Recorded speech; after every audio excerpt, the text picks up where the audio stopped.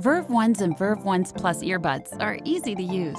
While music is playing from your device, press the multifunction button once for play or pause, twice for track forward, and 3 times for track backwards.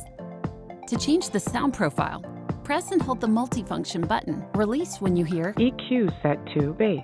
Press again until you find the sound profile you like.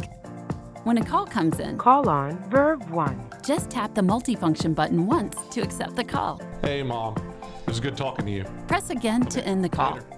Bye. If you're not using a music player, you can activate your phone's voice control with a long press of the multifunction button. Call Chelsea. Hey. Now you're ready to enjoy great sound, free from wires.